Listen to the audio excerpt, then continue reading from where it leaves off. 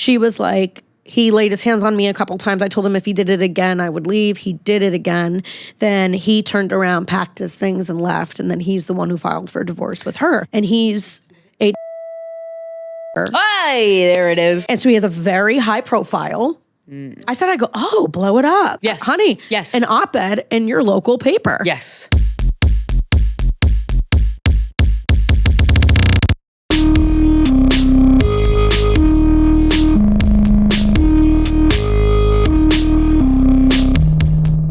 Listeners, so we're going to talk about something light and airy today: domestic violence. Yay! Welcome to GWF. We're going to talk about domestic violence. Assault. Pull up a chair, get a bag of Twizzlers, relax, kick back. So something that has been really grinding my gears past couple of weeks is the FBI on, I believe it was February 11th, released this 5-year comprehensive investigation and report that they had done on domestic violence. And because the news cycle has been so consumed with the Epstein files, rightly so, and ICE abusing and killing people all over the country, rightly so, and the disappearance of Nancy Guthrie, I'm going to actually go with too.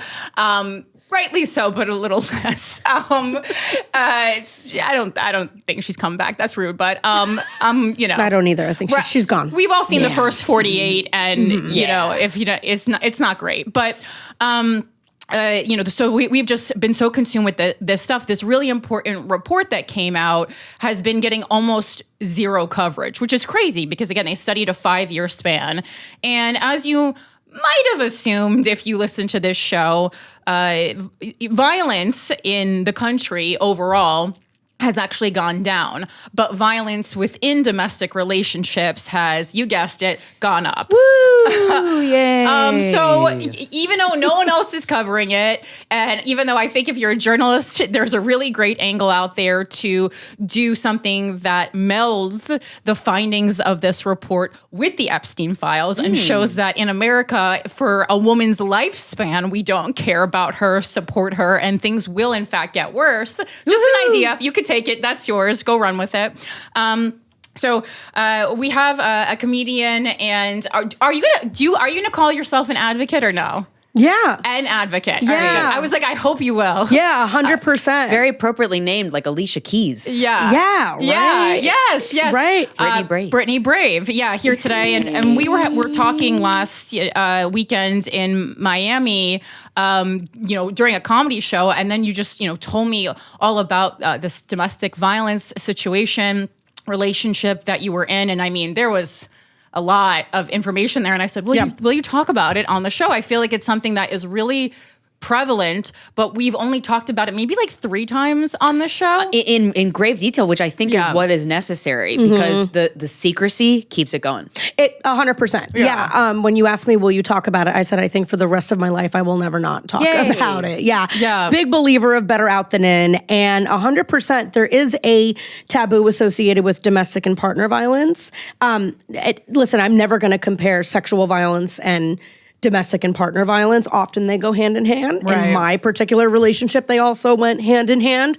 It's kind of like comparing hurricanes and tornadoes. But I feel like with sexual violence, there's such a clear imbalance of power in that dynamic. Yeah. And then there is something, again, in the continued judgment and resistance against women about partner violence of why didn't you just leave sooner? Right. How could you pick somebody like this?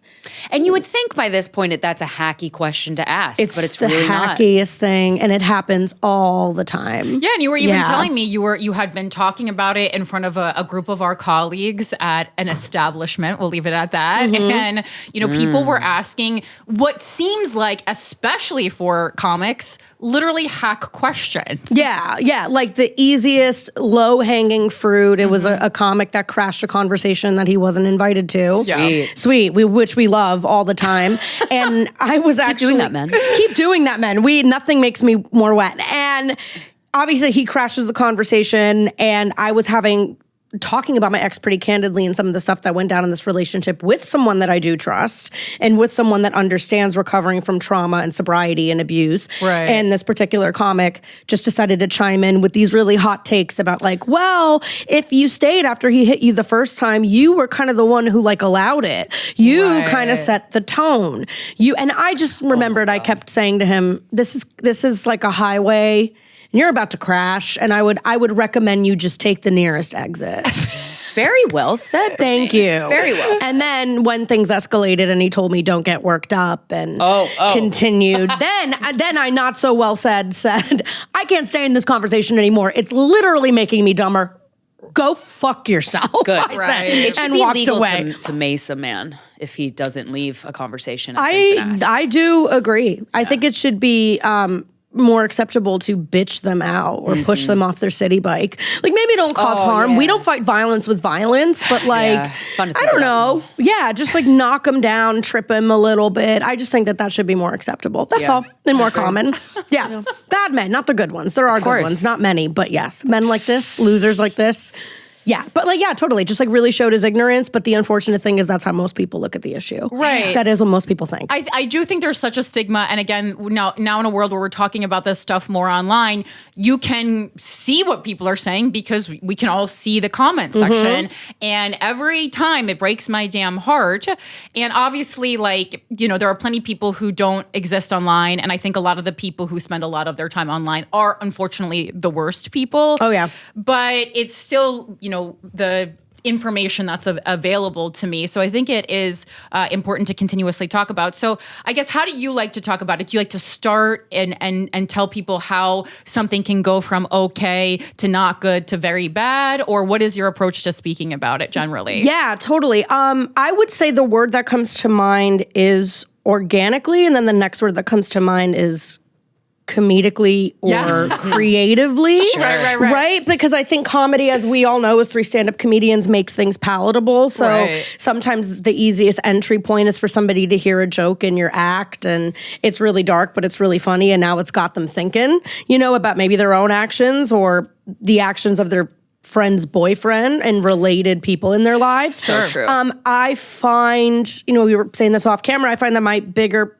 purpose is even not comedy, it's in helping women and helping people out of these situations. So in a very woo-woo way, this topic always keeps finding me. Yeah. I'm either overhearing a conversation or I'm doing this in my act, because I started stand-up after this relationship. Oh, interesting. Yeah.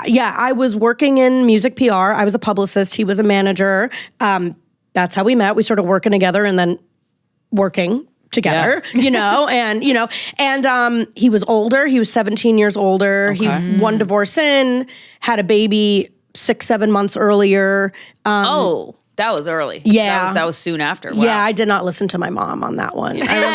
No one does. Yeah. You gotta learn for yourself sometimes. You gotta learn for yourself. I remember my mom being like, why is he not with his literal daughter? Yeah. And I was a good question. young and brainwashed, and it was the first time I was in love, and I was like, she's crazy, and like cheated on him, and she's holding the baby away. What was your age? 24? Yeah. Something like that. Yeah. And that's why they keep going younger and younger and younger. Right, because we don't know yet at that age. And like we talk so much about on this show that if the ex, if your partner or the person you're seeing is calling their ex crazy, really take that with a grain of salt. I think anyone who, you know, once they reach their 30s is still believing like the new guy when they said, oh, my ex is just crazy, you really haven't learned. You got to go to therapy. You got to talk to someone. Teach that shit in school. Come on. I don't know that I've ever dated someone, as we've talked about, like who I actually found their ex-girlfriend to be crazy. I can't think of one example. No, at all. And you know, to kind of Tarantino it and go to the ending, like, you know, she and I ended up helping each other. I filed an affidavit in her custody battle. Yeah.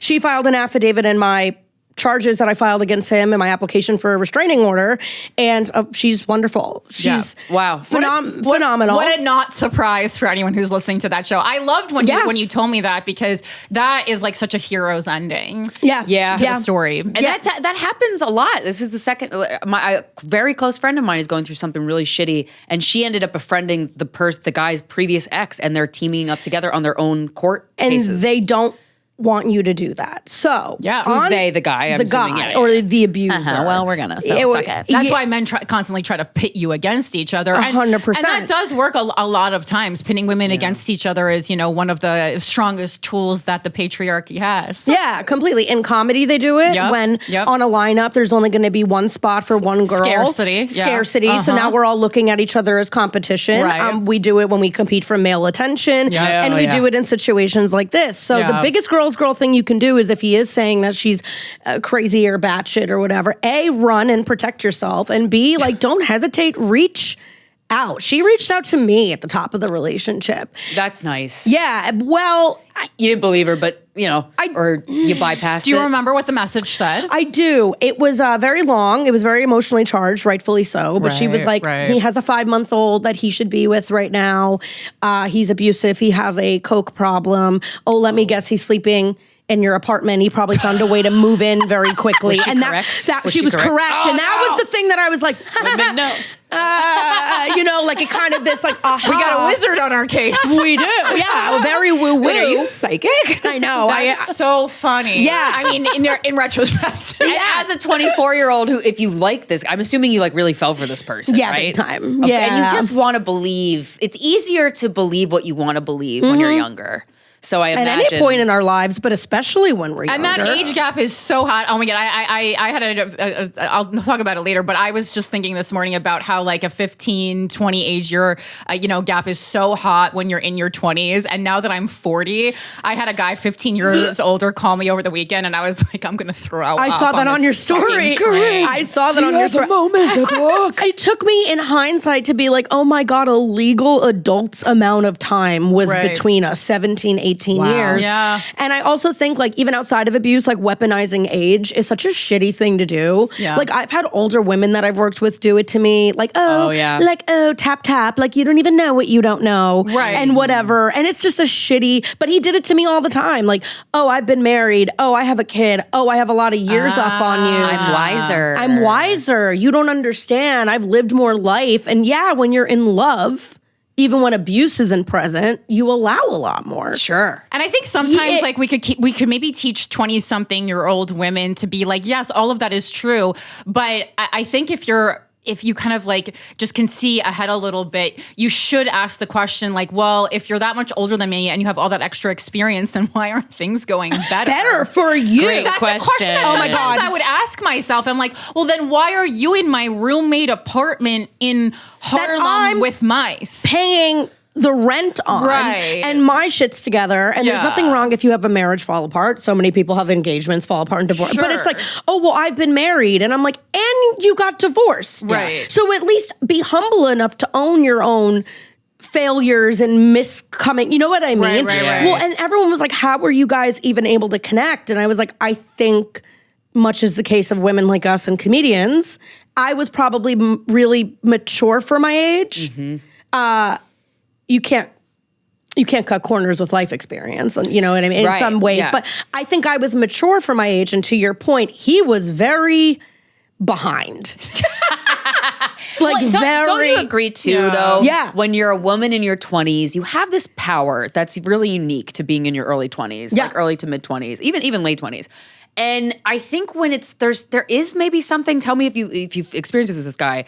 That you feel like a little bit of a power trip because he's so much older and has all this experience that he's like, hey, what's up, Brittany? What's up, Brittany? You're like, like a little bit. Oh, I don't know. Totally, absolutely. Yeah. Older men are hot until you realize, until you really look, they are. Like they are hot. Right. It's a hot thing, especially when you're young because you're anticipating that he's going to be so much more mature than you or better in bed. And I will say like the one thing that he did that I see now was love bombing is he was completely interested in me. He knew how to pursue. Right. Yeah. So if you're a 24, 23-year-old in New York City and you're dealing with fuckboys, this older guy is attentive and pursuing you. But it's also like he just kind of knows how to manipulate better a lot of times. Yeah. 1000%. But if you've never had that before, you're like, jackpot. Exactly. And if all of your friends have been telling you in all of your dating scenarios that, oh, your issue is you just don't have someone who's into you enough. Okay, and that was happening. That was my narrative, and then I finally had the guy who seemingly was. And then you're like, ding, ding, ding, ding, ding, ding, ding, ding, ding. I hit the jackpot. It's like Goldilocks and the Three Bears. It's just like it was a little not enough, and then way too much. Way too. Both of which are red flags, unfortunately. Completely red flags, but And the thing I also always try to drive home in these situations too is that these relationships and these dynamics are never absent of love. That's the thing. So that's why that question's so hack of like, why didn't you leave sooner? Like, it's like, I was still in love, and I do still believe to this day that he loved me. Right. He doesn't know how to love himself, and he has his own broken past and molestation and childhood trauma that he refused to fully heal from, and he refused to fully stare at. So that's why he abused every woman he was ever with. That's why his life became a projection of his own abuse that he endured instead of fucking dealing with it like a goddamn man. Exactly. Yeah, like a good human being, like a responsible human being. So all that to say, like, it's so easy from the outside looking in to be like, well, just leave. And it's like, hey, relationships are messy. Human beings are messy. Like, yes, I don't believe true love and abuse they don't coexist, but I do believe to this day that he loved me. He just can't help himself. He's broken. He's demented. Like, and until he sits down with everything that he's holding in, he's never going to be able to love somebody without hurting them. You know? So it's like, also, like, that's another way that victims beat themselves up and survivors beat themselves up, is by being like, well, I guess there was no love. I guess I was an idiot. I should have left sooner. All of these things. It at least allows you to leave the relationship with some dignity. Yeah, interesting. You know what I mean? You're at least like, no, I know the good was good. Right. The highs were high. The lows were very low. And the highs and the lows are so addictive, you know, and that's something that even like, you know, at 40, I'm still kind of just you trying to reckon with, because when you're in something calm and peaceful, you know, every now and then you're like, maybe I just want to have a fight, you know? Yeah, totally. Or you're like, he's boring. And my mom is always like, he's not boring. He's consistent, and it's normal, and it's healthy. Exactly. You're just used to wild nights and sex and passion and intensity, and then also wild nights where your head's going through a fucking wall and you have to call the cops and head going through a wall. Oh man, yeah. Damn, girl. Oh yeah. Your head went through a wall? My face was spit on. Oh. He kicked me in the face. My head went through a headboard and a wall. Hair was ripped out. I was dragged up a staircase by my hair. Oh yeah. Did you ever try to fight him back? Towards the end. That's how I knew I was getting close to leaving. Oh, wow. He threw me into the corner of a cab in New York, and I smacked him straight in the face. And he was like absolutely flabbergasted. He was literally like, and I was like, you really thought I wasn't going to fight back one day? But also that was one of the few major wake-up calls that I had to go, because I'm not that person and I'm never going to be that person. Yeah. But I felt like so ripped of all of my fucking dignity, and it constantly happening one-sided, and I just like smacked him in the face. Wow. How did that feel? Great, until we got home, and then it got way worse. Yeah, he did a number on you. Exactly. Yeah, like you're always going to pay for that. You're never going to win. I do remember looking him in the face one night and being like, sometimes I do hope you'd kill me. And he like fell silent. And I was like, I really do hope that you would try to murder me or kill me, because I'm like, then finally you can't pretend you're not the guy you fucking are. Right. Ooh, that's a good line? Yeah. Did he hear that? Yeah, he did. And he was like fucking shaking and upset and angry. I was like up against the wall in his apartment. And I was like, I kind of wish you would, because now like this facade you have going in your life is going to crumble. You mentioned molestation. There is something with men who have been molested, and it's not all men. My God, it's not all men. But there's a type of guy who gets molested and turns into a monster, brutal rapist. And I think zooming back, I'm reading The Will to Change by Bell Hooks about patriarchal masculinity. Haven't read that, but love Bell Hooks. It's fucking amazing. It's all patriarchal masculinity. In a nutshell, if I could summarize it, it's men gain a sense of value by dominating. That's it. That's what it is, right? Yeah. There's something about a man who has been molested and takes this certain path of I'm gonna be as evil to others as they were to me. Yeah. That like, did you notice when he was being violent with you? Did he have like a mommy dearest, like looking at the look in his eyes change? Oh, 100%. Yeah. It was like a scene from a horror movie. So he was totally triggered, but like a really kind of jacked up version of triggered, where he was in another reality. 100%. Beating up the person who abused him when really he couldn't see that he was beating up you. Yeah, a million percent. And it took a lot of therapy and a lot of counseling and a lot of years still being fully single for me to realize that that's what that was. Right. It's so confusing. It was taking out on, and that's why I am so grateful I've been so single for so many years, because I do want a healthy relationship. I'm not ready to get married per se yet. I'd like another relationship or two that's healthy and wonderful and passionate. Calming to your nervous system. Calm into the nervous system and just get another couple practice rounds. But I also am very happy I've been this single for the last couple of years, because never hitting anybody, but I've had very reactive moments, triggered, activated. Absolutely. Popping off and yelling at somebody I was kind of seeing, or shutting down and running away, or all these... And overcoming the shame of that, because there is no shame about that, but it's so natural to feel shame over reacting that way. And feel like, oh God, like now I'm acting crazy, or now I'm acting intensely. And again, nothing ever serious, but just like if I feel like a guy is going to fuck me over, like ending it quickly, blocking, which is never healthy, you know, or something goes awry in someone that I'm dating, and like just running my mouth and like just these, like, I joke in my act that I'm like a rescue dog, but it's like, you know, if I start peeing, that's how you know I like you. But I say like, that's why I am grateful I've been this single for the last couple of years, because hurt people. And I think everything needs to work itself through my system before I can land in something healthy. Yeah, because to transfer the ugliness that he projected onto you, to transfer that to yourself, to others, to anybody in your vicinity, that's like... Exactly. And only now realizing that when I react like that, I'm like, oh, I'm fucking letting him win again. Right. Well, there is like, you know, Krystyna's point, like there is something that I do find men do, even outside of domestic violence, is that when they're hurt or something bad happens to them, instead of like even just that person who did the thing to them suffering, they're like, now everyone's gonna pay. It is very super villain. Like women don't really do that. Well, because we are trained to allow ourselves to be emotional and be in touch with those things and work through them and not bury them. I'm a big fan of like, anytime you try to bury sadness or grief or trauma or any big emotions, that shit comes back 1,000 times harder. You're gonna be a dick. You're gonna be a dick. You're gonna fucking abuse people. You're gonna, you know what I mean? So it's better out than in. Like I just lost I was telling you, one of my very best friends very tragically on New Year's Eve. Oh my God, I'm so sorry. Yeah, thank you.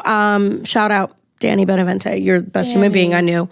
No. And anybody who's gone through that level, I will honestly say the last time I felt a grief like that was when I left my ex. Because it's grief. Oh, yeah. It's grief. It's complex grief. It's eight layers of grief. Yeah. And anybody who's lost someone at least due to death, specifically, I've leaned on and asked for advice, and they were like, whatever you're feeling now, fucking feel it and cry and scream and make that art about him and journal and talk to him and take the night off if you need to, do what you need to do, because they're like, the last thing you'd want to do is, like with my ex, bury it. Right. Yeah. And then it poisons you. Yeah. It does. Yeah. Have you found an outlet that you like that's healthy for the anger, the rage? Because it's so, mathematically, of course you have rage.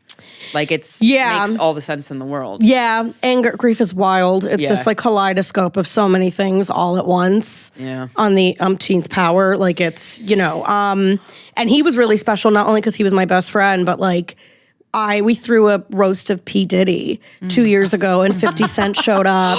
Yeah. Are you kidding me? That's amazing. And Danny and I co-produced that together. Oh my God. And we raised a bunch of money for the National Domestic Violence Hotline and stuff amazing. Too. So thank you. That's turning that shit into gold. That's what you're doing. I was super triggered when everything was coming out, and it was less about even the footage of him with Cassie or the things I was seeing, and more watching the people around you that are defending their fucking reactions. Yeah. Their fucking reactions. Yeah. And I'm like, you're defending a rapper who's whack as fuck, and he's not a good rapper. He's terrible. That was my favorite part of the 50 Cent series. It was showing that he just was corny as hell. Yeah, and I mean that's so exceptional. Like I feel like Britney Spears did that in her memoir with Justin Timberlake, and I feel like 50 did it. That. Yeah, I did the audiobook with that Michelle. You got to do the audiobook. Yeah, the Michelle Williams read. Yeah, I've been wanting to listen to that forever because I just know she's going to do a killer job. She did a killer job with the vocal inflections and emphasizing certain things, and the impression of Justin is so corny and hilarious. It's so great. Right. But like that's that's a new level of artistry and reclaiming your story. Not only dragging the abuser, but like making them look so whack. Yeah. Because people respond to that more. It's also being able to like manipulate your audience a little bit, because we've seen, unfortunately, that we can show them video footage of this man dragging someone by her hair and hitting them, and it's not enough. So I guess the only alternative is to just make you look corny as hell, because people will respond to that. They will. And that's what they care about. So it's like, all right, fine. Which was interesting, because that was my approach. I wanted to use that approach with Andrew Cuomo, speaking of people who harass women. I'm like, I know people aren't going to care, especially because he wasn't beating women. You know, he was just grabbing their tits at work, and that wasn't going to be enough for people. Yeah, and it's crazy now that in society we are diluting those things. Yeah. That we are comparing those things. Like, well, he didn't rape you. Yeah. Well, he didn't kill you. Yeah. You know, and all of this stuff. And it's just disgusting. And I also think if I were to give grace to these people, very little grace. We're all only able to meet other people and other experiences as much as we met ourselves. Sure. So to the point where you sound whack as fuck when you're like, why didn't you leave sooner? Well, if you stayed up, like that's someone who hasn't like met themselves. Does that make any sense? I would expect that question from like a little kid that's just super like goes off of logic, what you see in your face, right? Like what you see in front of you. It makes sense that a kid would ask that question. Yeah. Hence why it makes sense to teach this shit in fucking school. I agree. Because like, great question, little guy. Let's go into that, you know? Yeah. I feel like the reality, though, is like a little kid would have actually more likely said, I'm sorry, and given you a hug. Because like little kids are pure and not tarnished by the fucking world. But the person that we're talking about, also, what is extra weird about this is that person has had really heavy life experiences that they've had to go through. Grief. So you would think that person would have more empathy. They were Tyra Banksing it then. Well, maybe. Because they've had a hardship, and then they're looking at somebody else's hardship. What did Tyra Banks go through? I mean, being one of the few successful black supermodels. Yeah, it was like being a black woman in America. In the modeling industry at that time, there was not a lot, and she was told. I mean, she had to fight against racism in her industry. But I just didn't know if there was like anything else. Well, don't worry, I have a thing to share on the intro. But so to your point that you said a couple minutes ago, it is that selfishness. Yeah, I think, and not having fully processed that person's own grief and pain, because we know the heavy things that this person has specifically gone through, and now it becomes there might also be a subconscious like, well, it's gonna not be about me for a second. You know what I mean? I feel like it's a major deflection of your own pain to just look at a domestic violence victim and be like, you just could have left and it would have been so easy. And it's like, how would you like if somebody said that when that person in your life passed away? They just could have gone and gotten a checkup earlier. Good point, Brittany. It's so insensitive. It's so insensitive. And it's like, God, I almost feel bad for these people, because it's like they're divorced from themselves. They're abandoning themselves. Yeah. And it's also I'm going to speak to it from the grief perspective that you just said, like, this person could have gone and got a checkup. It's like, well, the person experiencing the grief, of course, has had that thought on their own anyway. Yeah. It's like, of course I've thought, oh my God, maybe I should have forced my dad to go to the doctor, even though I did spend many years forcing him to go to the doctor, and he did go to many doctors and they let him down. This whole thing. It's like, I've had any angle when you're going through this, and I'm sure it's the same for leaving a domestic violence situation, is like, you've already looked at it from every angle. You've spent tons of time looking at it. All my time, actually. Yeah. All my time. Like, you think that it didn't cross my mind when my fucking head was going through a headboard? Maybe I should leave. That I should leave this guy? Like, what do you want for dinner, honey? I don't think I'm having a good time anymore. You think I didn't attempt leaving many times, but when you're that committed with somebody, every part of your life is intertwined. I also think that we also there's a great deal of power and maybe control that I always realize I give to the element of confusion. How could somebody be loving and then do that? I want to crack that code. I do too. And I want to crack the code. I do too. And that's essentially what kept me, I can say, in it for that long, because we would have these terrible traumatizing nights that would often need to be intercepted by law enforcement, which I obviously don't fully trust either. If I had a dime for every time a New Jersey or New York police officer showed up at my apartment and I was clearly, my glasses were shattered on my face and I had and he was like, well, I don't know who started it. And yeah, and he's and you're like 5'2", literally, and my ex is 6'3". Right. Yeah, and I'm like, totally. Cops need to be trained in this shit, man. They do, and they don't know. They just don't know. They're not equipped. Cops are, look at the stats for domestic violence on cops. They are the biggest abusers in the fucking game. Number one reason I would never date a cop. Yeah, 100%. And it's so funny how they're like, it's like the same guy that they're like, he put a hand on you, I'll fucking kill him. And you're like, you put your hand on your wife. Right. What are you talking about? Yeah. You don't even know. Anyways, so like, I had said that to my ex one time, and that's one of our worst fights. I was like, I just literally, and I wasn't trying to be emotionally manipulative, but I was like, you are a parent to a young girl. I was like, think of your fucking actions. Like, what if someone did that to you? What if someone did that to her? Like, you have no responsibility. You're not aware enough. And then he was like, he manipulated it into like, don't threaten her. I was like, I'm not threatening her. No, you're threatening her. You're threatening her. You're the threat to her safety. But to your point about the confusion, it's like, if you even water it down to just a regular dating scenario, right? Where you're like, okay, I have this really amazing, passionate night where I'm super connected to this guy, and then I don't hear from him for 6 weeks. But then he'll come back in my life and we'll go on 3 dates and they're euphoric and they're amazing. Don't you end up staying in it because you're like, it's like the rat and the cheese fucking dopamine experiment. is anticipation. It's not getting, it's anticipating. Anticipation. So you're like, well, what version of him am I going to get tonight? Yeah. And how could I have this version and not of that one? And the thing that kept me from leaving was the fact that the relationship started so good. And I had never felt more seen and had never been in love and just kept writing off his trauma.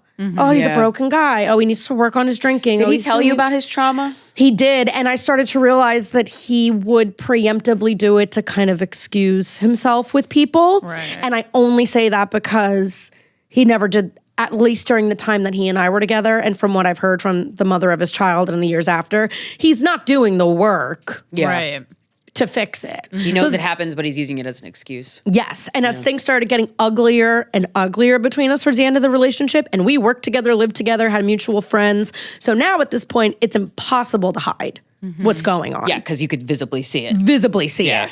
Or they're seeing the fights. Or they're seeing and they're hearing about it, is when he was like, oh, I'm starting to feel strong enough and vulnerable enough to tell people about what my stepdad did to me and my uncle and this and that. And I always was like, that's great. That's great. Well, tell a therapist. There you go, buddy. Yeah. And he's like, oh, and everybody was crying and felt really bad. I'm like, I'm sure they did. I feel bad that happened to you too, but you drop out of therapy and the amount of times you said you were going to quit doing coke and drinking, you still haven't. And you also tell me it'll never happen again. And then it happens again. You know what I mean? Narcissistic? Yeah. So it seems like narcissism, I'm so fascinated by personality disorders. They're a trauma response. So like they can be helped, they can be figured out, they can be rerouted, but like it needs the person to just accept it. Like, yeah. And an email we get a lot, so I'm curious what your perspective is on this. A woman will write us and say, my friend's in a relationship the way you were in the relationship, an abusive, emotionally, physically, all that. What do I do? What is a good thing for a friend to do? Well, how did friends handle it well? How did they handle it poorly from your perspective? The number one thing I would say that you should never do is isolate.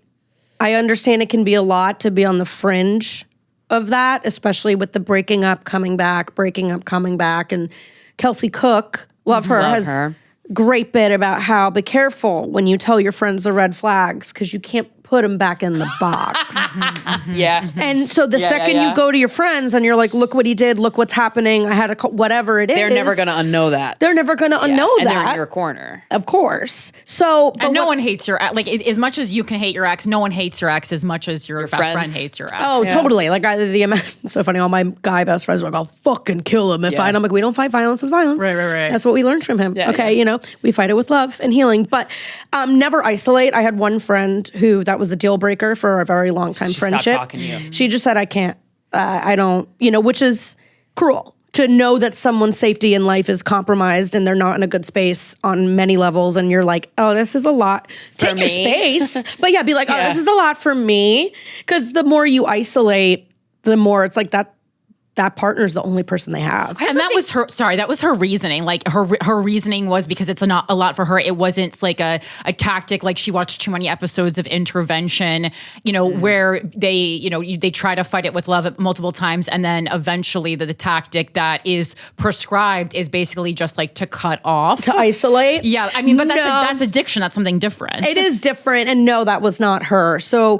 this was very early on. So funny enough, I'm like, yeah, girl, you got out early. I guess good for you, because it got way fucking worse, And I had to call the cops on him maybe 2 or 3 times, which is still very bad, but it definitely hadn't escalated to the worst of it. Right. And I reached out to her to get coffee and just catch up. And it was very patronizing and very like, I don't really. Oh, come on. Patronizing. I don't really know what's going on with you. And I feel like you've lost yourself. And it's a lot for me. I'm like, we can go get coffee and not talk about him. That's okay. I want to see my friend. Right. And it was a very that was a lot for me to hear. So I wish also we could teach in school, a lot of friendship and bonding is just listening without fixing. Just listening. My favorite question you don't have to fucking fix it. Favorite question is whenever someone's like, I need to talk about something, my favorite follow-up question is, do you want to vent or do you want advice? Yes. Right, yeah. What do you need right now? Perfect question. What do you need right now? Because as a friend, a good friend is there for both. And it doesn't actually take emotional bandwidth to just hold space for somebody. I mean, I as somebody though who used to try to fix everything, so I do understand. But it's like we have to. We need to talk about that more too, because had she just been able to just listen, and it doesn't. You could tell me the red flags. You break up, get back together, break up. Okay, how does that make you feel? Yeah. You can even say to me, like, I don't want to talk about him. I will meet up with you, but I cannot discuss him. And that would have been fine too. And I mean, we're not friends now for a couple reasons, that being the number one thing. Because I was like, a lot of people, family and friends went through the depths of the ugliness of this relationship with me and still love me unconditionally to this day. That's beautiful. And had space for that. Danny being one of them, I popped off on Danny when we were friends, and he always was like, I get her. I know what she's been through. Yeah. And it wasn't a lot for her. I mean, she ended up coming back and bought me birthday dinner years later, and she was sobbing like, I had no idea it had gotten that bad. I'm so proud of you for leaving. How did that feel? That was a very nice gesture. I just was like, I'm not sure I can. Yeah, damage has been done. Damage has kind of been done. So I would say never isolate. Okay. Give them the resources. This is who you call if you need shelter. This is who you call if you need money.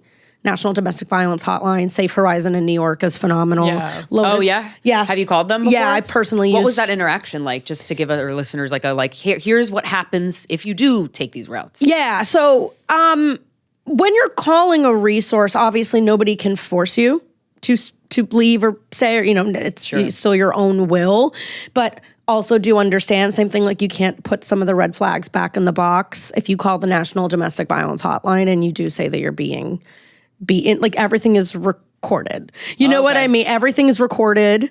We can't force you to leave. We can't force you to leave the apartment or never talk to him ever again. But you are calling a very serious, legitimate resource. Wow. And but they're very supportive. The National Domestic Violence Hotline is wonderful.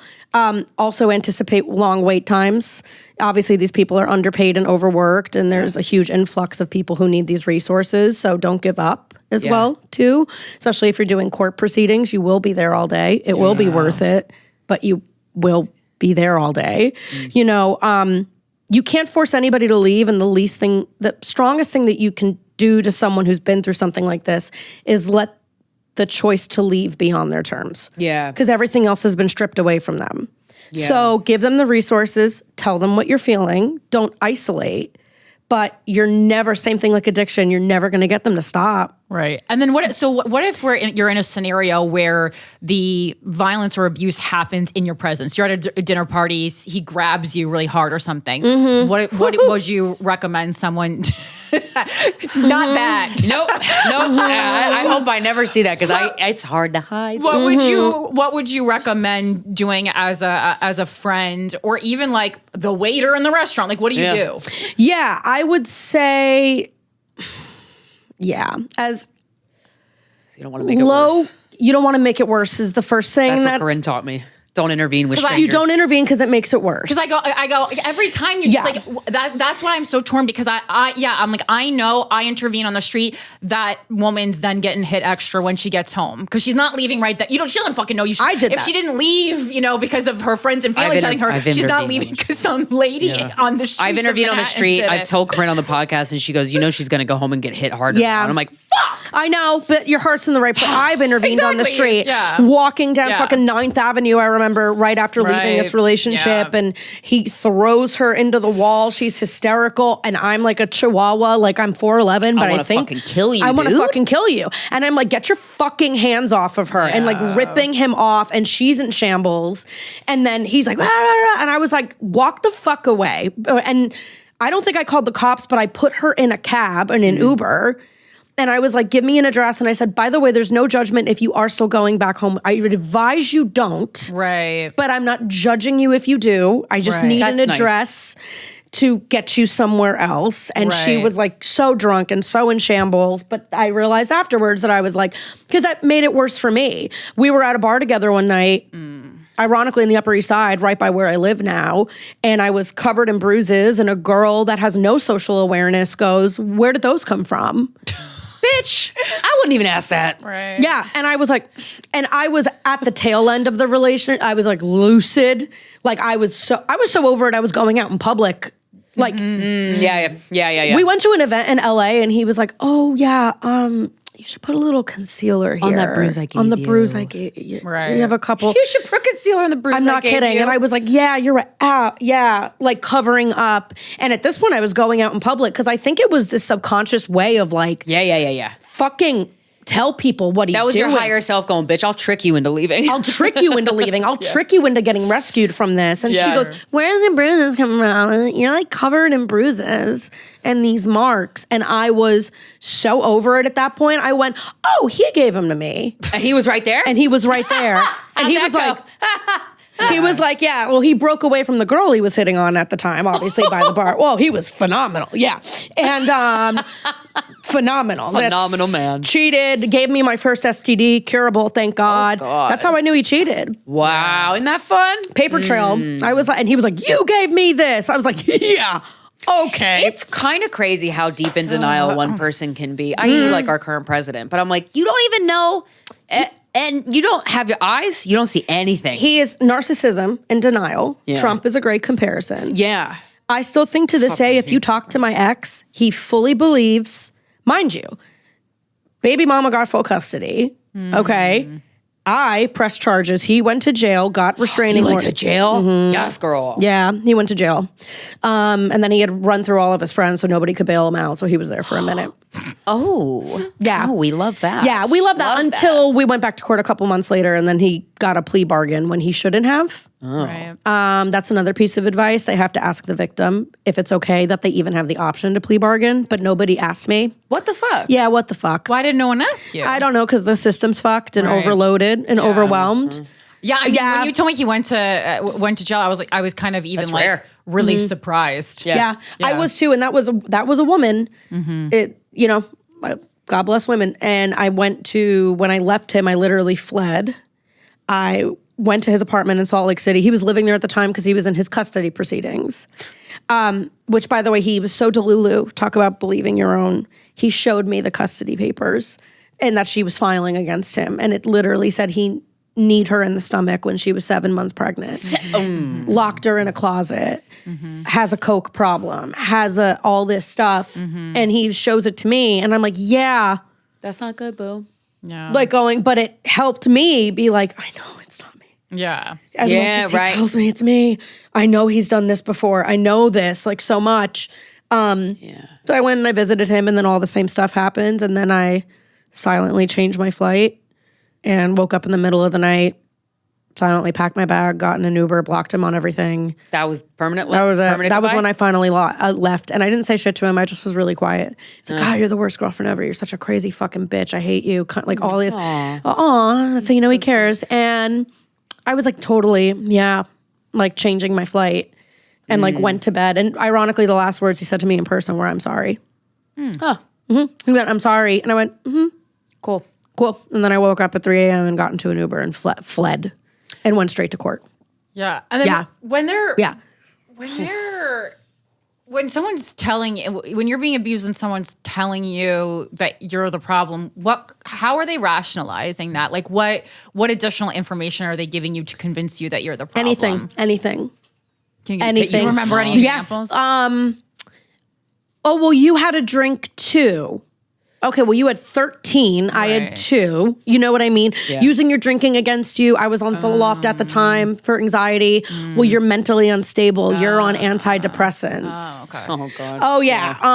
Any little thing that you have done wrong in that relation, like little. Yeah. I thought I saw a guy in your DMs too. And who's that? And they're grabbing at. They truly justify their actions by saying, like, you're doing it too. Totally. That's insane. Like, the cycle would be usually with us, him doing something sketchy, shady, not trustworthy with other women, with money in general. Okay.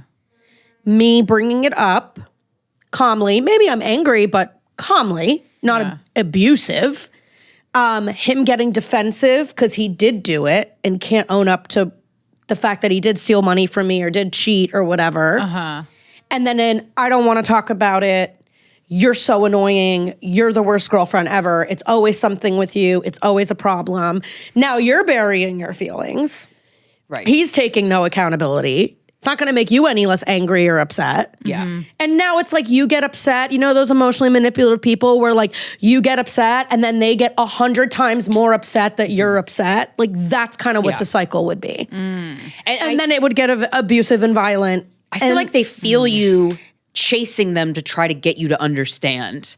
And they are very willingly not refusing to understand. It's like they're dedicated to misunderstanding you in a way. I would agree with that. They're dedicated to misunderstanding themselves. Yeah. I would hate to be him. Yeah, man. It seems the lonely lie and dark. that he lives, like everyone's like, I wish he were dead. And I understand what people mean by that. I'm Italian. I get it. I know that energy. I get it. You know, my uncles that were like, it's a matter of a phone call. And I was like, all right. I don't want you going to jail too. I've already had 2 men in my life go to jail. Let's not, you know.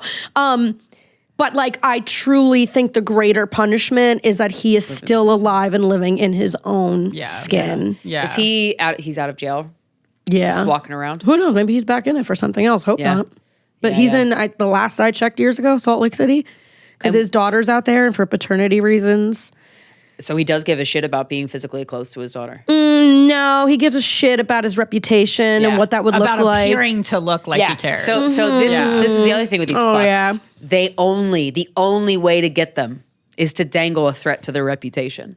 The only way. That's it. The only fucking way. That's it. It's all bullshit. Yeah. Because he cares more about how he's perceived. That's how I knew when he started telling people about the things he went through. Yeah. I was like, oh, you're getting ahead of it. Yeah. So doing now damage control. Yeah. So now people feel bad for you or understand why you do what you do or did what you did. Same thing when we finally broke up, just was everyone that we both knew. Oh, just so you know, Brittany and I broke up like weeks after he got out of jail, dude.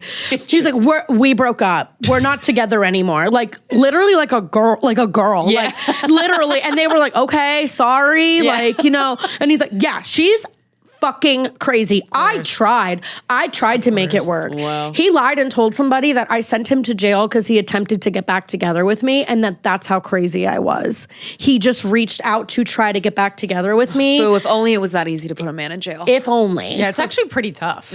Oh, trust me. Yeah. We've tried. Yeah, we've all tried. Yeah, I wish he would have gone back. But again, like plea bargain and he admitted to the thing he couldn't not admit to. Was he ever a gun owner? No.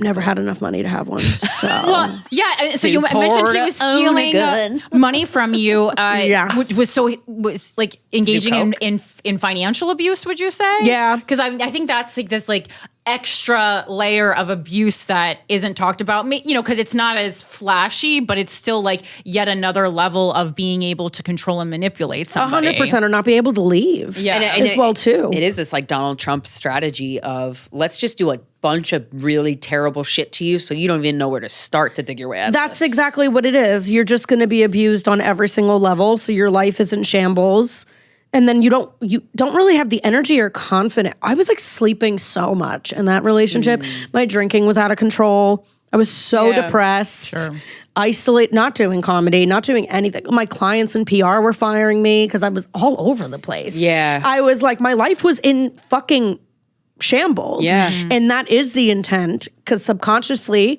someone who has been molested or has gone through things or is broken is now like, now you can't leave. Right. Now you can't leave. Now we only have each other and you can't. And also the fear. Us against the world. Us against the world, but also the fear of you leaving as the truth comes out. When you leave, the truth about what he did, what they did, comes out. And it's weird how they're so desperate to hide it still. And you're like, you're pathetic on every level. Like, just pathetic. How is your relationship with yourself now today? I love me. I'm the shit. Yeah. Yeah. I'm giving myself a lot of grace over the last 2 years. It's only been 2 years? No, it's been, I would say I've accepted giving myself grace over the last 2 years. Nice. That's great. Yeah, no, it's been 6 years. 6 years since I've been out of it. 7 years actually. My relationship with myself is really good. Nice. Really good. And what was the pathway there? Bumpy. Isolating in a good way, isolating in a not so good way. Trying to move on too quickly, and kind of we were talking about grief. Can't really do that. Like, I remember I had sex with a male friend like a month or two after leaving, and I just thought I could fuck the pain. I was in my 20s. Fuck the pain away. Fuck the pain away and get drunk. Not correct. And then just started fucking crying in bed. And thankfully he was like, I know stuff is going on. I was like, it's not that the dick was that bad, I promise. Your dick just sucks so it was bad, like so dude. small. It was Oh so my bad. God. No. He was like, I know stuff is going on. Let me get you an Uber and like just get you home. Do you need anything? And so I don't know. It's like all kinds of healing. It's not really linear. Because I mean, also too, like, do you oscillate, maybe even still, between like wanting him dead, feeling compassion for him, feeling bad for him, thinking he's pathetic, wanting him dead, wanting to die slowly in front of everybody he's ever like the range of emotions has to be, and it just like oscillates so much rapidly, I imagine. It did for the majority of the time. Now he feels like AI generated. Like he doesn't feel like the relationship and the experience feels more real than him. Does that make any sense? No, I love that. And it's very empowering, I imagine. Yeah. Like, it's like, and I will say this in the most, you're comic, so you'll get it in the most bittersweet but truthful way. The greatest thing, because I think the word greatest also has no connotation to it. Like, it's good and bad. But the biggest, greatest thing that ever happened to me. And it's a part of my story. I wouldn't change that. It's a part of my story. It gave my life meaning and purpose and a calling, and I want to help women. Like, my ultimate career goal is to open up shelters that are not overworked and underpaid, and you know, really conducive and run well, and even more than shelters, and like a nice actual place for a woman's nervous system to heal. Yes, and also like construct curriculum about how to gain your life back, not just financially, and custody over your kids and living safely and rehabilitating, but like stand-up saved my life. So like getting to know these women and being like, what are you passionate about? Because that's always how I feel like I heal, is creatively. Throwing myself into everything. And like, he always wanted me to do stand-up, ironically.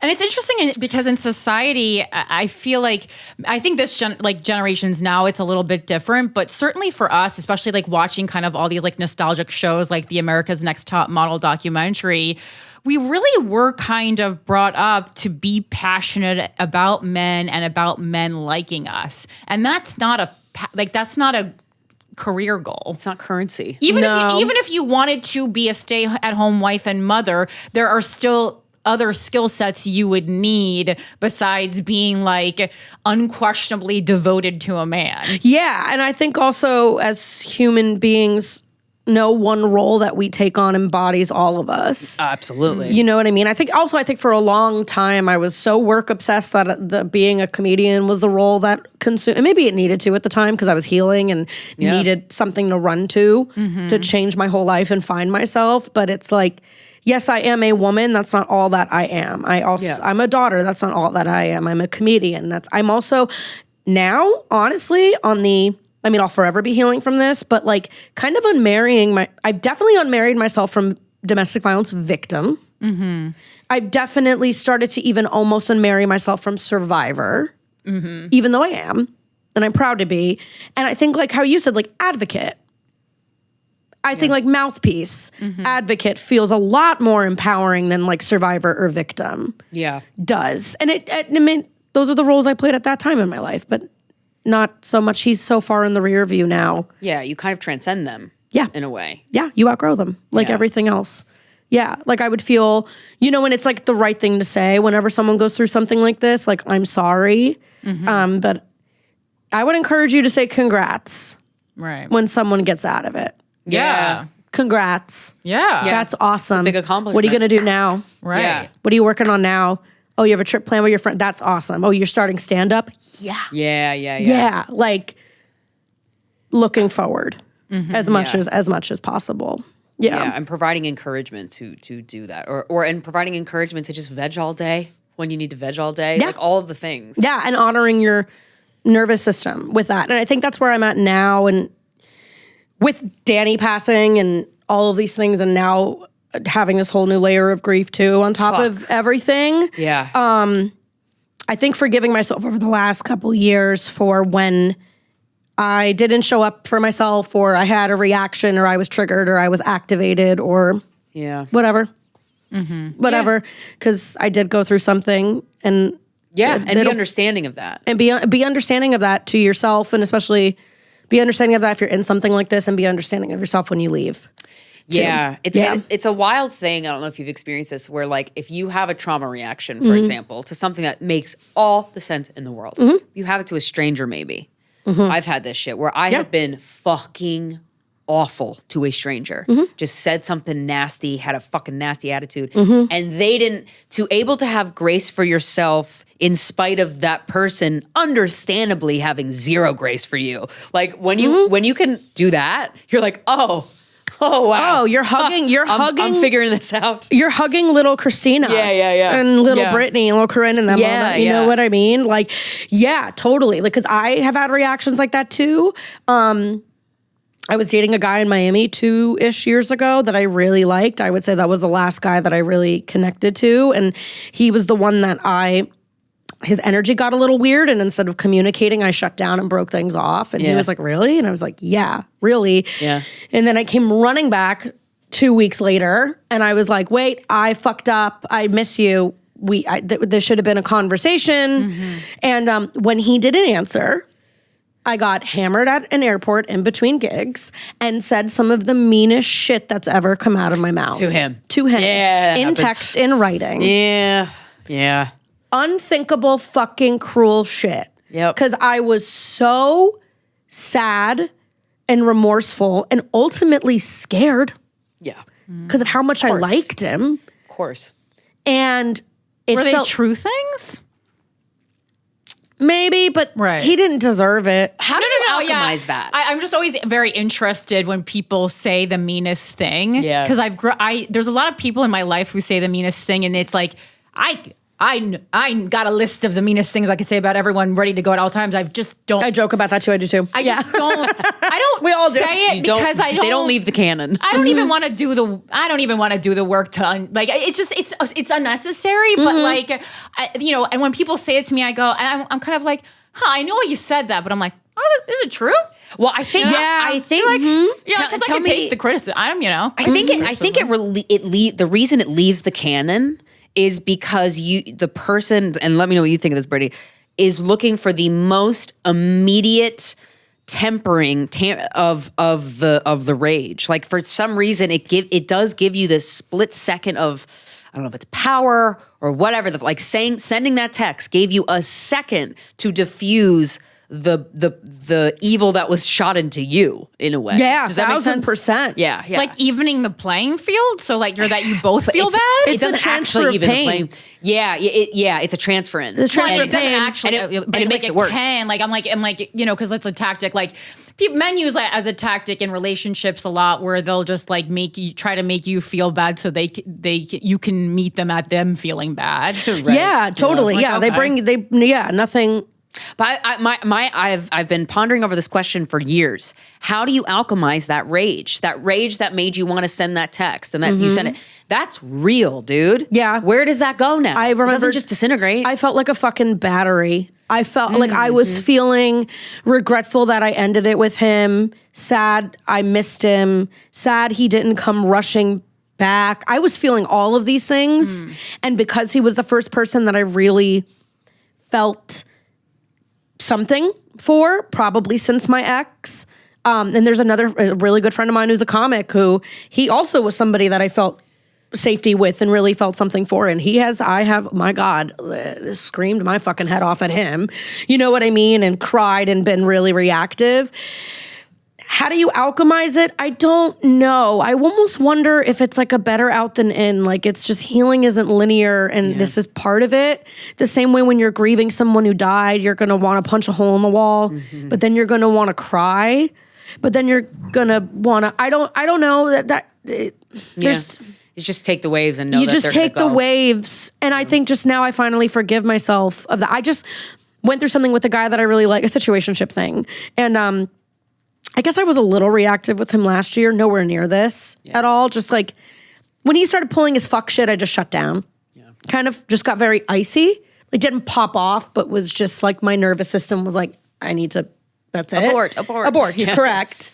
And for the first time, and this was ironically a week or so before Danny passed, we had a coffee talk to get through everything, and I didn't beat myself up for reacting like that. Nice. He was like, I just feel like it got a little turbulent between us, so that's why I wouldn't date you. I considered coming back to this when I was ready and really dating you and doing this, but it was a little turbulent. And for the first time ever, I was like, yeah, I don't know. I don't think you know the story. I've been through some shit, and I'm not letting that excuse my behavior, because I do want to change that and I do want to handle things better. But if it gives you any context, that is why I reacted that way. This is a lot lighter than what I used to react. Correct. This is a lot. You got lucky. Right. And you were nowhere near as deep or whatever. Yeah. But saying like, I apologize. I said, you're right. I'm sorry. That was immature and I shouldn't have been so icy and shot down.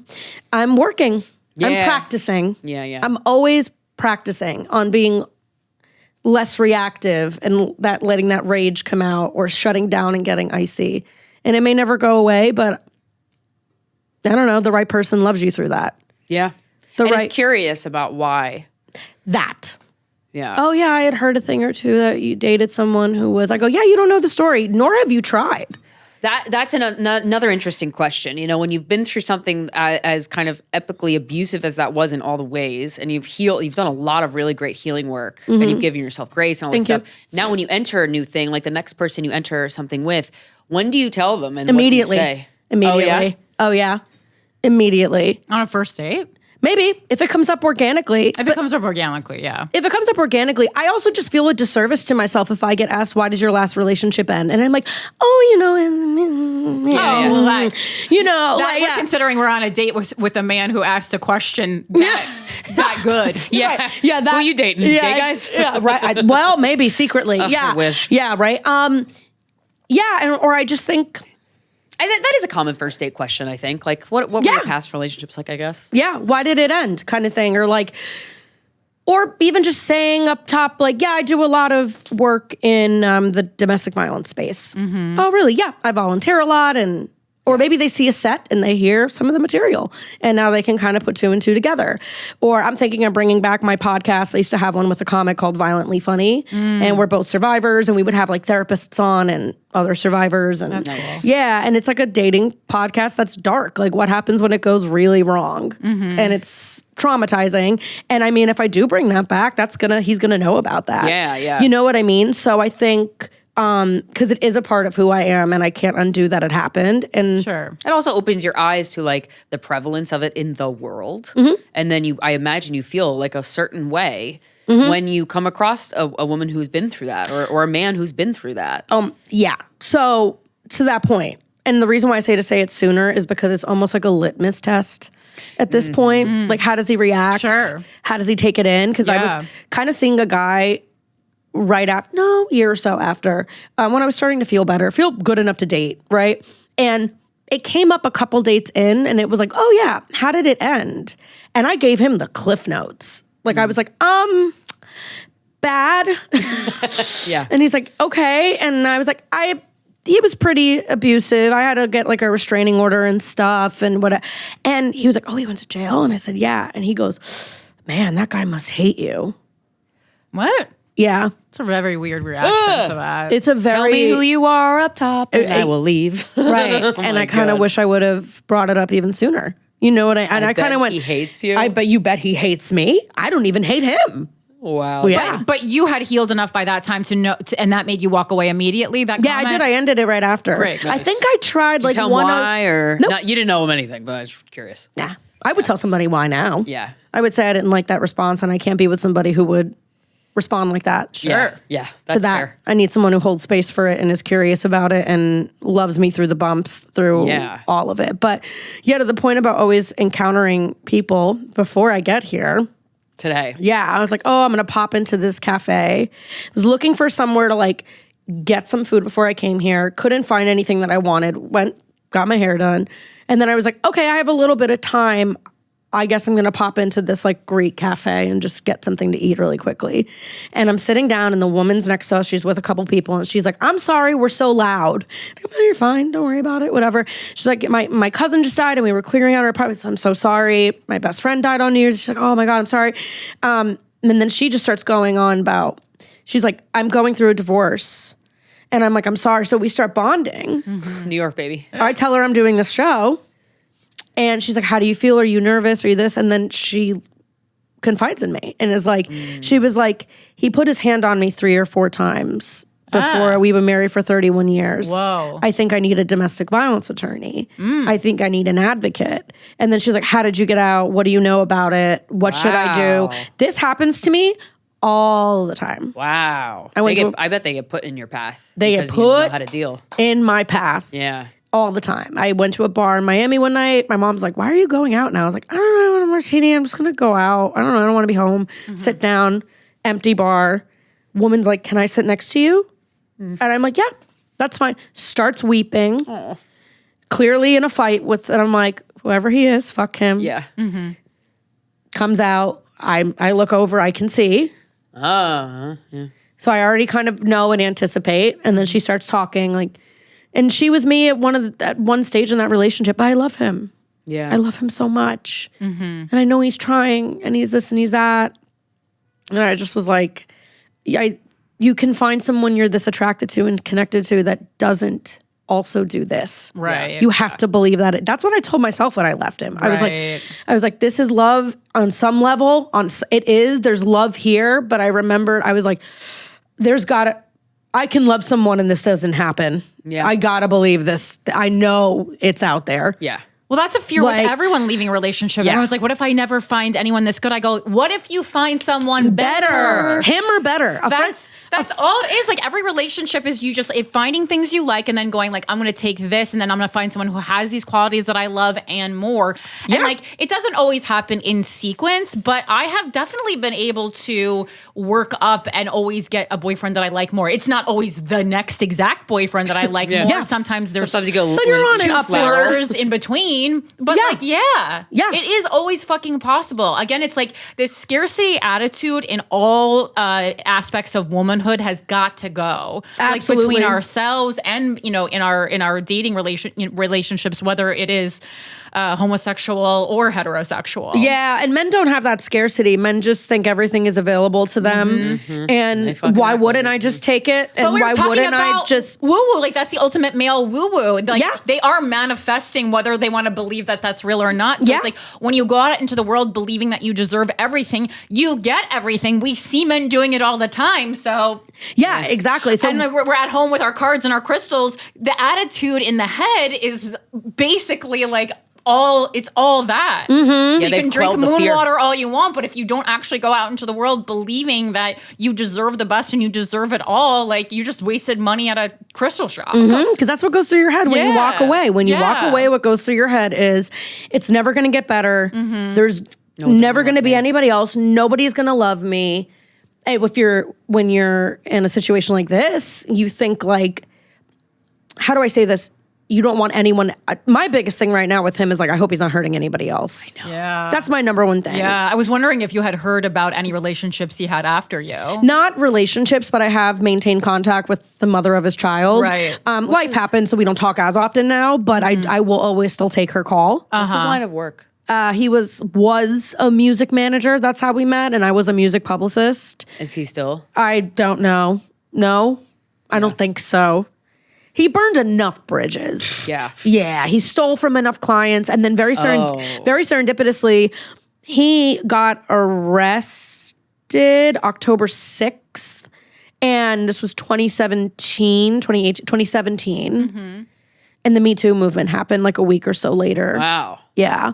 And people were sending me screen grabs of this girl's post about her manager raping her in a hotel room, roofing and raping her. And everyone was like, yeah.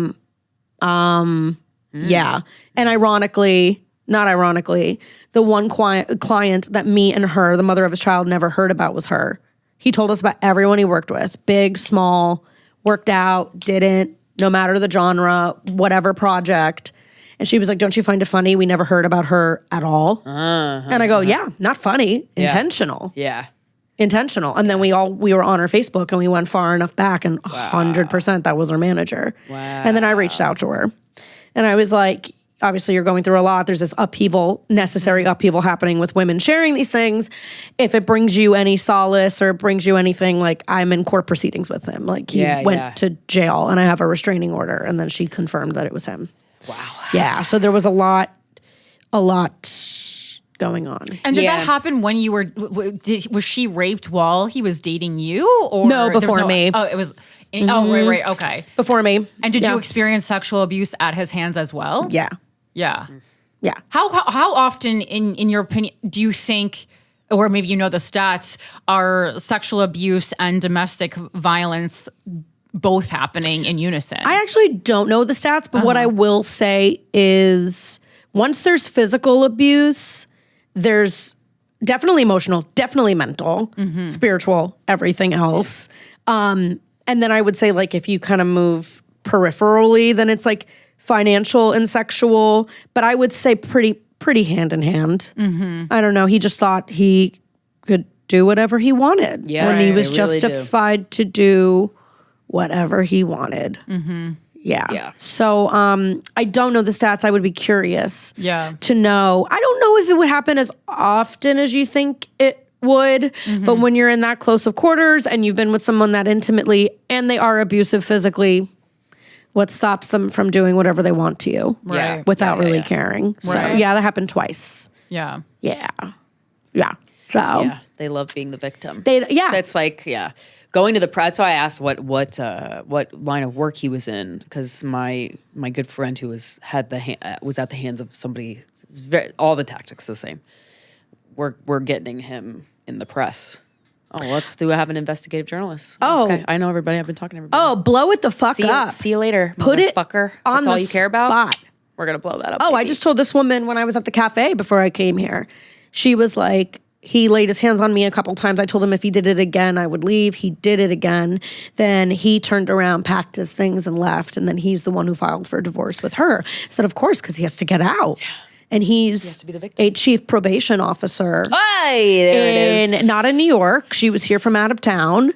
And so he has a very high profile. Let's cut him off his little totem. I said, blow it up. Yeah. She was like, my kids will never talk to me again, but what about this? What about that? I said, get somebody else to tip it. Yes. Honey. Yes. An op-ed in your local paper. Yes. Yes. Get a female reporter that gives a shit and they will do the investigative work. 100%. 100%. I said, I go, and that's exactly the way to get him. I go, ruin how he's perceived by other people. Rightfully ruin. Truthfully ruin. Yeah. Right. It's so fucking I don't know about the kids. I know you were going to ask. I have no idea. Yeah, because I was like, I know you weren't talking to her that long, but I don't know. It's interesting how, like, I mean, obviously these people are very good at manipulating and perception. Yeah. You know? They put so much energy. That guy that did that to my friend, his profession is sports related and he's very high up. So he's huge, tall, muscular, athletic. He scratched himself till he bled and ran to the cops and said, my fiance just hurt me. And then the cops asked my pregnant friend to leave the house. And I was like, yeah, they're holy shit, dude. Yeah. But they all have the same playbook. Like, I'm surprised that this guy went so far as to expose his story only for the benefit of dangling it as a carrot for sympathy. I know. That was his version of that. That's his version of it. Yeah, he did that. Crazy. He did that once or twice too. Like he would pick a random red and non-existent thing and be like, what the fuck. And I was like, my glasses are shattered on my face, and there's like bruises on my neck, and like I'm clearly emaciated, like losing weight, unwell.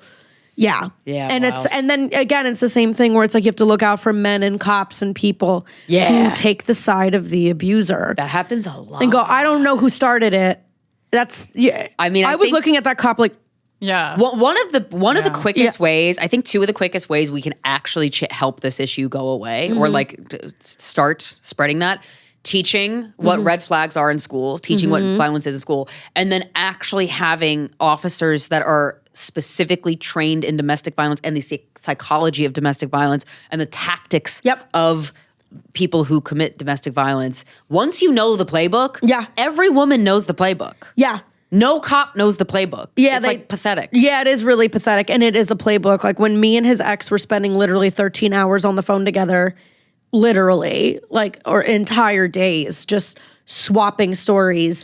You are not the problem and you are not alone. Like it is textbook. Yeah. Oh, let me guess, you're the worst girlfriend ever. Let me guess, you're the worst girlfriend ever. You're a terrible mom. I can tell you exactly what he said to you. Yeah. Right. Oh, let me guess, his phone was like this and that's how it led to that. And same thing like the message she sent me. Oh, is he already moved in on one of his long work trips?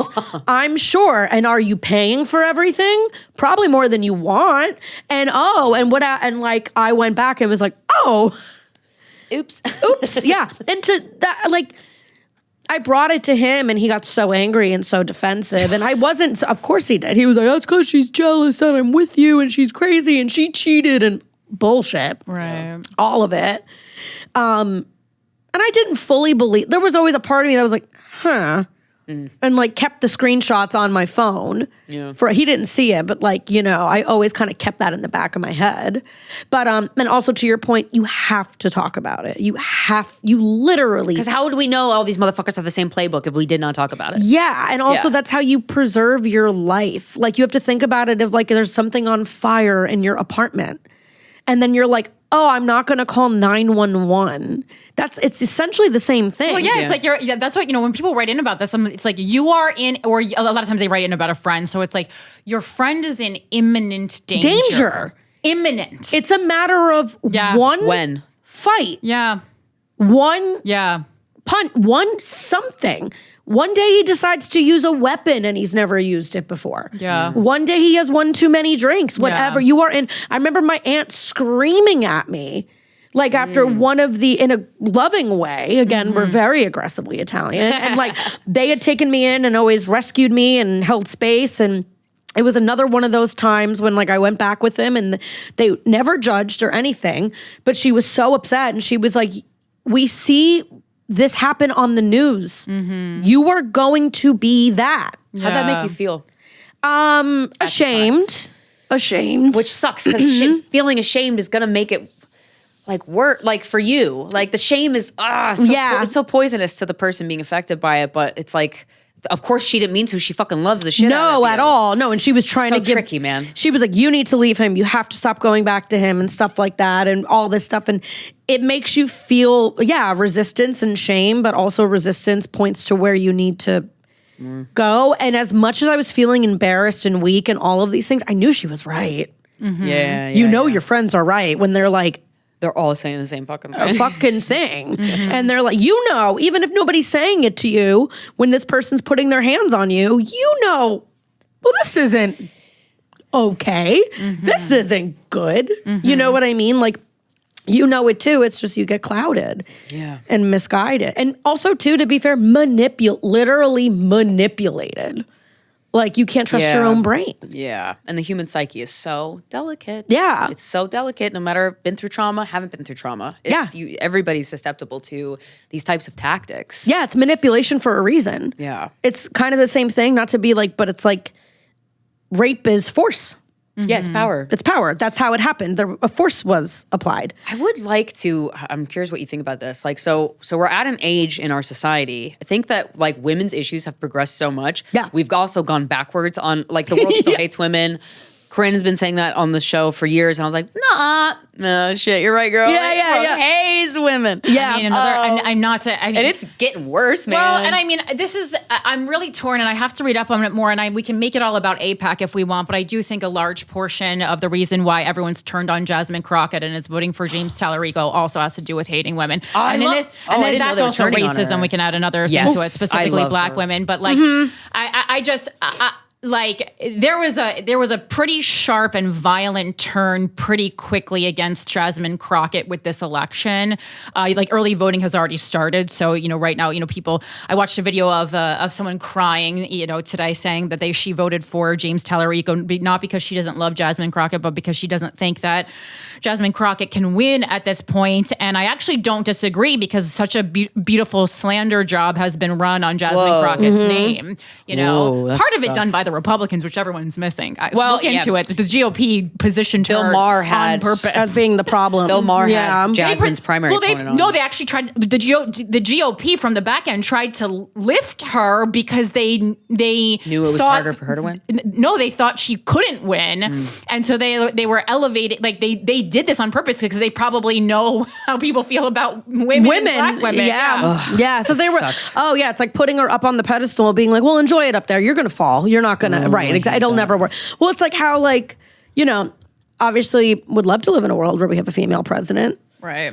And Harris running was hopeful. Right. But we're very far away from that being a reality.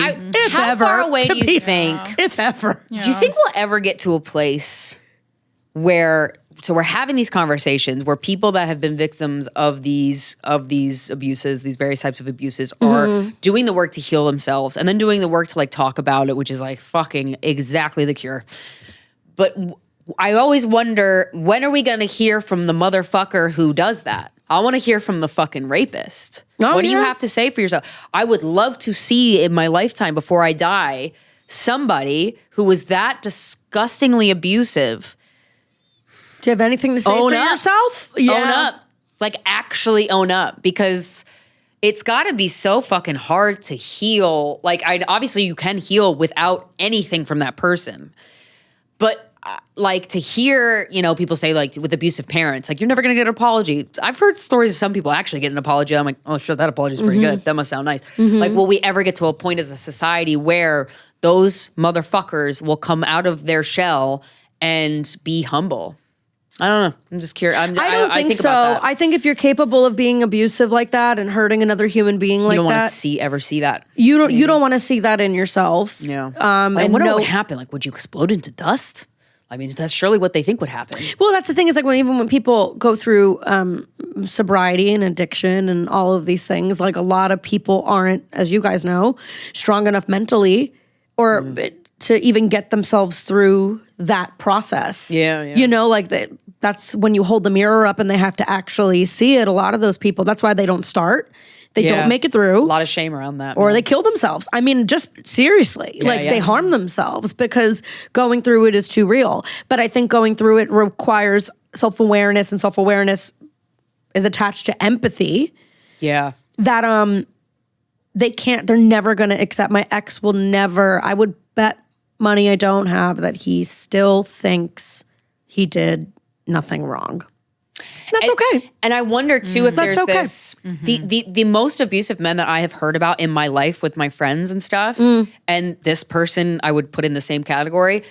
The molestation element is very interesting to me because I think in a patriarchal masculinity bullshit culture, a little boy, a little beautiful little boy getting molested, that is, I mean, a child that is, what their innocence and their like joy and their spark for life is just raped, right? And I think that like there's something that does something to a man.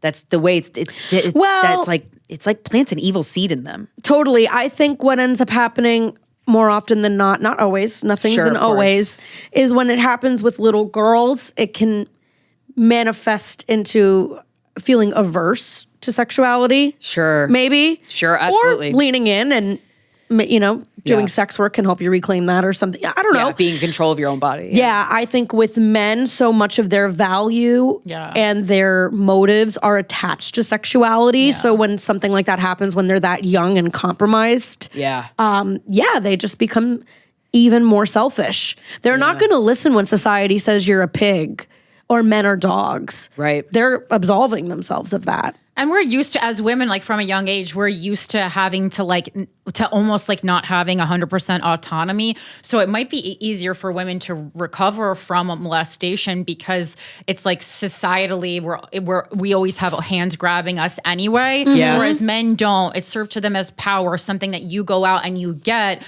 So when that was already taken from you at such a young age, it's almost like you've started up already fucked up in quotes. Yeah. And it can be really empowering to tap into your sexuality as a woman when it was taken advantage of at such a young right, because we're all going through that, obviously some way more drastically than others, but it's almost like every woman is going through that journey a little bit anyways already. Exactly. Right, it's always in the back of our mind all the time.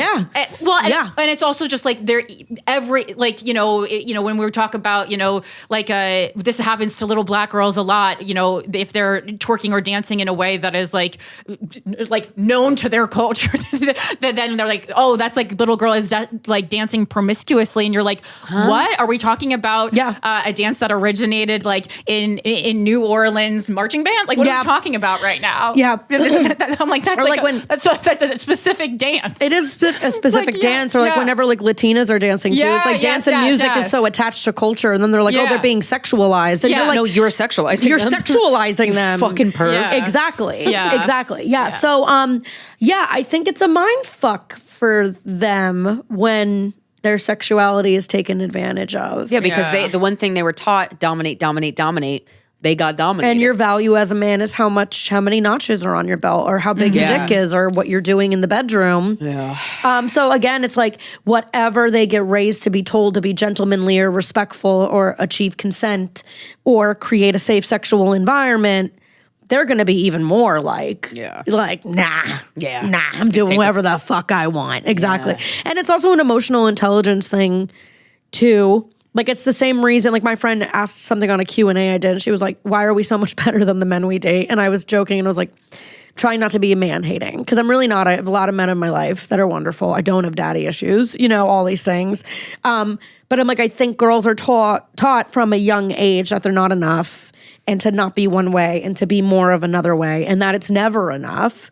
So it ends up breeding these high-performing fucking psychos, maniacs with masculine energy. I get told that one all the time. Sure. Because you get shit done. Exactly. And it's like less about like the men not measuring up and more like, I joke about this, not to say I feel bad for men, but I don't. But it must be hard in 2026 when we can pay our own bills and leave the house and act on our sexuality, and things aren't perfect. If you're not evolved as a man, you're like, where do I fit? Yeah, what do you bring to the table? In. Yeah. So it's not that the guys are lame as much as like society's breeding maniacs, female maniacs in a good way. But it's such a joke because men, the bar is still so fucking low. You could do such minimal work and girls would fawn over you. Get a cookie. Yeah. Like I watched episode 1 of the newest season of Love is Blind just because I was like, needed to eat, like, and I was just like, let me just put whatever mindless on. Yeah. And because I saw people talking about on the internet how the men can like one guy actually was bragging about the fact that he reads. No. Incredible. And I said, what? Yeah. What? Yeah. What are we talking about now? You're an adult. I hope you read. Oh, totally. It's, they're all doing the bare minimum. I was working on a bit that I was like, obviously the person at Instagram who invented the story like was a man. They were like, what feature can we add to the app that is the lowest tier of effort, but allows you to continue. That's so clever. It allows you to continue to fucking torment her. Yeah. And not text her, really not funny. call her, not show up. And yet they took away the feature where I can't see all the posts you liked. Which A man also did that. A man also did that too. 100%. And it's like the Instagram story was probably created by a man, but the block feature was definitely pioneered by a woman. Yeah. How many times do men have to block people online? How many times do we have to restrict and block? Because that's not even safe. Like DM fatigue is a very real thing. I'm sure you guys know when you open your DMs as a woman, especially. Sometimes I allow replies and then I'm like, I miss my inner peace. I'm starting to not reply as much, even if it's like if it's like really sweet message. I'm replying. Just turn your replies off. You're like, oh wait. I know. I might do that. Oh honestly. yeah, story replies got to be off. That's crazy. I go back and forth. It's just like a time waster anyway. Even when my friends do it, I go, "This, if you want to reach out, this could have been in text." Yeah, it's like kind of removing that bare minimum and stuff. Exactly. Like when friends are like, "Is he watching your Instagram story?" I'm like, I don't check anymore because it's a bottomless game. Yeah. He is great. He's a spectator on your now life. I'm going to post for him? No. Exactly. Now I'm going to post for him. That's a time waster. Now I'm obsessing about when he watched, if he watched, whatever.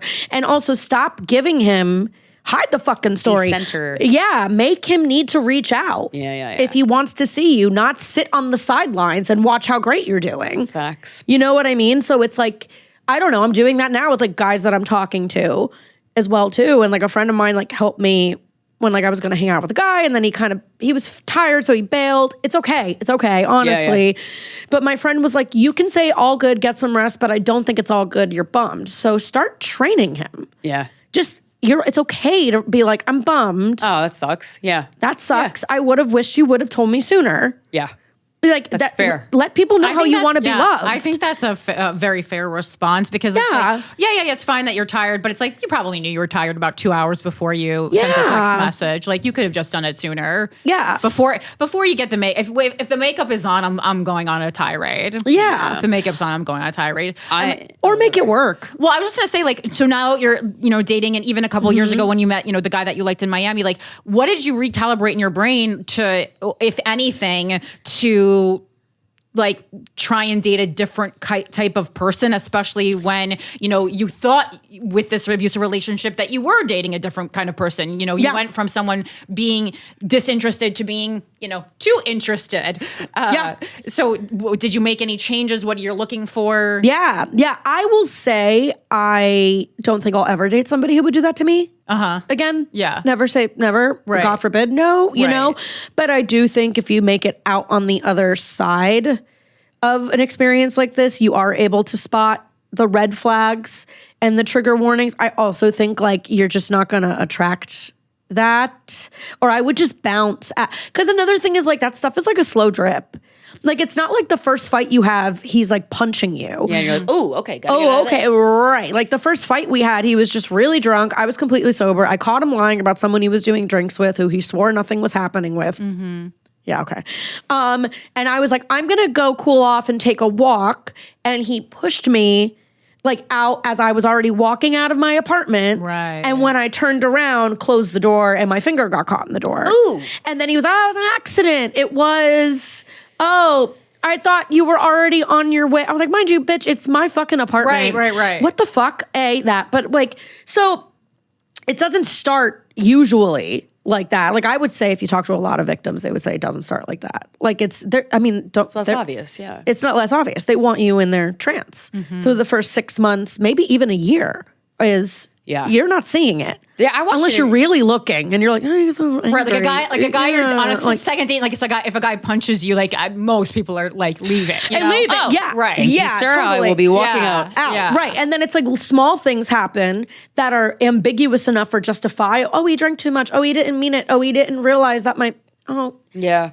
I didn't shove you. I didn't. What are you talking about? I didn't. You know. So now dating, I'm pretty confident that wouldn't come out. I wouldn't attract that. I wouldn't, but I think it's also just, I don't know, if you do what you've always done, you'll get what you've always gotten. So just like trying out new types. Does that make any sense? Yeah. And also just like convincing myself and reminding myself that like not everyone is trying to hurt you, which is like really the greatest flex after coming out of something like this. Absolutely. And like even, like, okay, giving a little bit of the benefit of the doubt.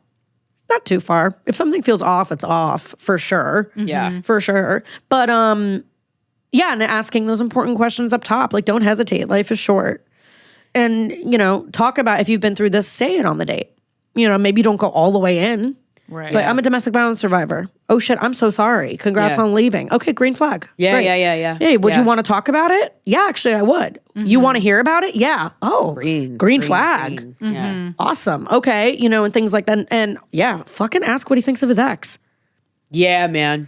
Get that out of the way now. That's a great question. What do you think of your ex? How'd your last relationship end? Yeah. And look for ownership. Yeah.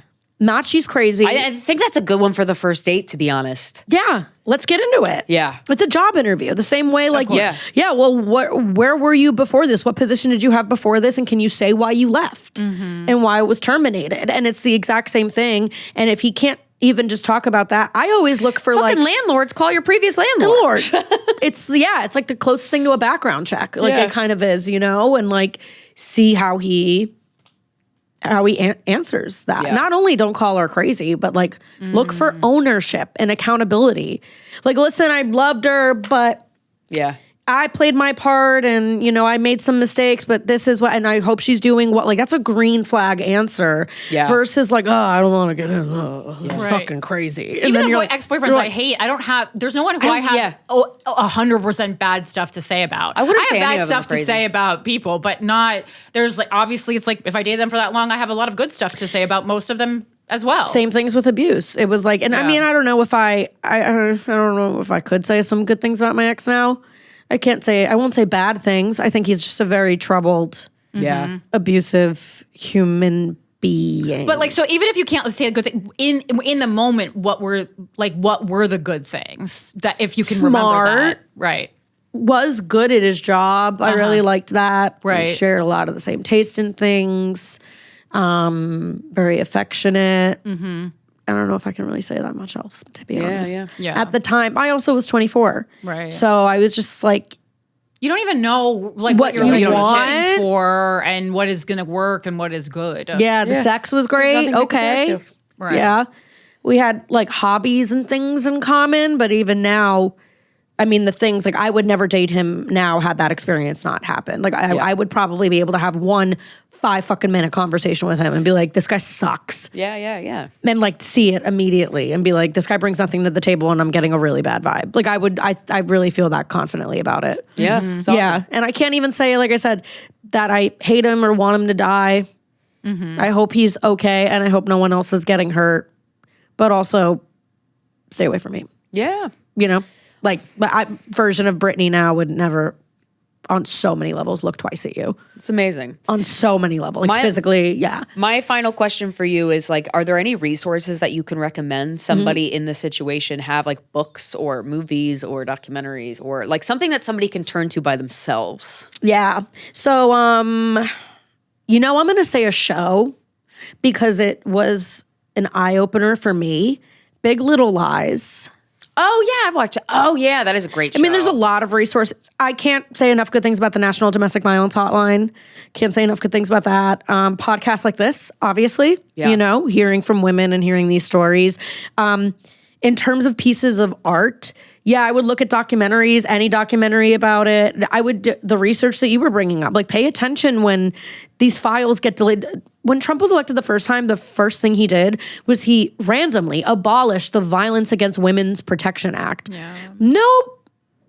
precursor, no reason other than he's fucking evil and hates women. And I remembered being like, why would you do, like, fucking idiot. Like, why would he do, oh, he's evil. Like, so paying attention to stuff like that, having those conversations, and Big Little Lies. That's great. I like a fiction show. I think that can be very helpful. I think I mentioned this to you. I don't think you had seen it, but Maid is a limited series with Margaret Qualley. That one's really good too. It's also about domestic violence. I mean, obviously I'm going in it a little bit darker, more off based on other people's stories, but I thought it was good because it wasn't like, it is like this very slow burn and you're like unclear and at times you do like feel for the abuser, which is interesting. Yeah, and that's a well-made movie. That's a well-made series because you want to, that's how you draw people in, you know? But Big Little Lies was interesting because it was popular at the time, at the tail end of my relationship. And so many people were like, have you seen Big Little Lies? You should watch it on the flight, I think. And I'm like, okay. And then we had like terrible trip in LA. And I had a long flight back to New York, and it was available on the flight, and I watched it. Yeah, watching on a flight. Crazy. Like you're more emotional or something. Like sobbing. Yeah. Sobbing, crazy, watching the parallels to my own life. I think it's a pretty accurate depiction of how these things go down. And then my ex leaning over and seeing like Nicole Kidman get the shit kicked out of her. And he's like, she was literally sitting next to you. Yeah, he's like, what are you watching? And I was like, oh, like literally. And he was like, she's having a bad day, huh? Yeah. You don't say. You don't say. I was like, oh, yeah. She's having a bad day, huh? What the fuck? Douchebag. Psycho. Oh my gosh. And I think sometimes it's almost easier to like digest it and have empathy or watch someone on screen and go, oh my God, like I would never like allow this to happen to a friend or even this character that I've grown to love throughout the series. And it helps you to have, you know, the same feelings for yourself. Yeah, 100%. Yeah. And listening to true stories on podcasts, documentaries, your friends talking about it, stuff like that. Thank you for adding to the library of podcast episodes about this topic. Of course, thank you for having me. Very important. She knows I'm making a movie it's about Miami comedy, but really it's kind of becoming like a documentary style film about so many things. Nice. Roots, reinvention, family. Nice. Resistance, what it's like to be a comic, all these different things. And it's called Muchacha, and it's the first time I'm talking about it publicly. Nice. You know, I talk about it on podcasts like pretty candidly today, but it's a good chunk of my story with my ex, so it's going to be really cathartic. Incredible. I'm so excited to see that. I think congratulations. Thank you. Yeah. So that'll be another resource when it's out, Muchacha, for people to watch and hear about it. Yeah. Amazing. Thank you. Thank you so much, Brittany, for coming down and talking to us. Thank you for having me. Of course. Yeah. This has been GWF. We'll talk to you next Friday. Bye.